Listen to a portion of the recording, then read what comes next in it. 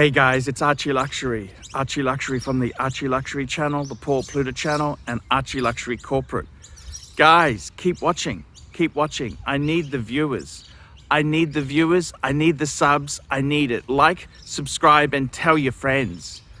Tell your friends, whether you like them or hate them. Just tell them anyhow. ArchieLuxury on YouTube. Hey guys, this is the second video in this series, protecting yourself against COVID-19 and divorce and other treacherous issues. So you've decided you want to get some off-ledger assets. Very good, very good. And I gotta tell you, I think everyone's approach would. I put absolutely everything I owned into collectible watches. Probably not. I kind of think you want to have it as just a bit of a off-ledger type of asset. So if you've got a home, you've got some 401k, some superannuation, you've got some shares and savings, don't by all means sell them all up and put them into watches, but you can do pretty well with wristwatches. I've got a very good fan of the channel who he's in a highly litigious business and his marriage it's okay, it's not that great, and he's actually said he wants to have some escape money. He wants enough escape money so if the shite hit the fan, if he got sued, if his wife found out about Mandy and accounts, if any number of things happened, he'd have a bit of money he could fike off. Well, he'd have to wait until COVID clearance. He could fike off and live somewhere else. Now, I gotta tell you, it's an interesting thing. This is a very, very interesting thing. So, the question is, what percentage of your wealth should you put into this thing? Well, you're probably, I don't know if a percentage is the best way to look at it. Look at it this way. You've got a house, keep your home. Don't sell it. Unless you know the writing's on the wall, but keep your home. Maybe don't make more repayments. Maybe just keep the standard payment going, because that money in the home loan is probably the cheapest money you can find. The next thing is as far as your strategy goes there, if you've got some money in super, well, probably you wouldn't want to cash it out. This is sort of an investment. You're trying to say, well, I'd like to have some emergency money. It's plan C. Plan C. Okay? Plan B, plan C.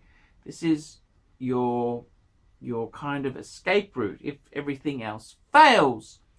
So, you've got to decide how much is enough for you there.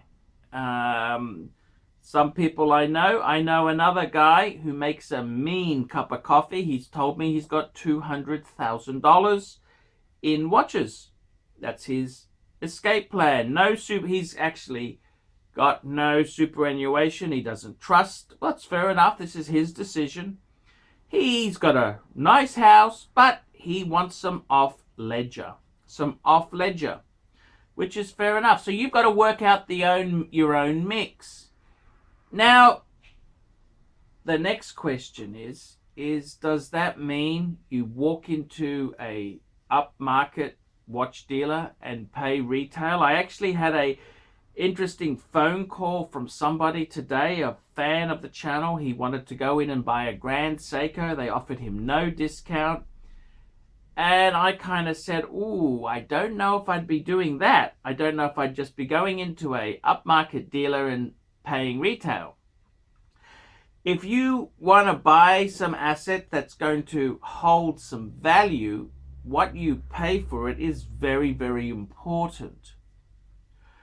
And I got to be totally honest with you. You would think a lot of people would say, buy Rolex, buy Rolex, buy Rolex. And I gotta tell you, Rolex Steel Sports, Rolex, any Rolex in general is probably not a bad buy. In fact, if you can get any Steel Sports at retail, you're doing very, very well. However, for other watches, I don't know if paying retail is that clever. So you've got to buy right. You've got to have a bit of knowledge. And I was talking for this story here, I was talking to somebody who I quizzed them on it and said, what are your top clients? What are they investing in the watches? And a lot of them, they have the watches as plan B or C. And a lot of the wealthy collectors, what they're buying is, this is exactly what he said, top-end Patek, okay, rare Patek, Lange, vintage Rolex, and that seems, I got to be honest with you, that's a good start. That's a good start, and it all comes down to the price. For example, I've got the 6006 Calatrava. Now that watch itself there was 44,000 Australian dollars. And I got to be honest with you, if you buy that for 44,000 Australian dollars, it's probably not going to, it's going to be hard to retain that money. I bought mine way, way cheaper on the pre-owned market. I looked around for bargains, good buys. And I got to tell you, I'll share the figures. I got it at a bargain price, 27.5 Aussie. This is Australian dollars. A dealer said to me he paid 30,000 Australian for one. And he sold it for 34. This is Australian dollars. So, you know, the thing is, if you buy it at 44,000, you're probably going to lose something. But if you've bought it at low 30s, you're probably pretty safe. And this is the whole thing. It's all about what you pay. If you've bought, say, a Lange, you bought a Lange. If you bought it from the boutique, it's probably going to be hard to get your money back. But if you bought it pre-owned, what you want to do is try and get it for 30 to 40% off retail. That's what you want to do. You want to buy good pieces. Now, what I think you want to do is you want to stick with the top brands are always going to be fairly good. Patek Philippe is the king of wristwatches. Lange, Vacheron Constantin, Audemars Piguet. These are brands that are always going to be wanted. Even the Code 1159, which is, if you buy that cheap enough, it's going to be reasonable investment. So you've got to make sure you're buying these pieces 30 to 40% off what the equivalent brand new model would be going for. Now, Rolex itself, there's nothing wrong with Rolex. Rolex is very, very in and wanted. So there is nothing wrong with Rolex. But where you'd want to be careful is Grand Seiko, I'd want a discount. Now, Grand Seiko recently has gone out with the boutiques and they're trying to get full, no, we don't discount. Well, I don't pay full whack, I'm afraid. Breitling, you might say, that's terrible resale. Well, if you buy it for half of new price, suddenly it isn't that terrible. So it's all relative. What I would stay away from, what you would be best to stay away from in watches is micro brands. Absolutely no point buying micro brand garbage.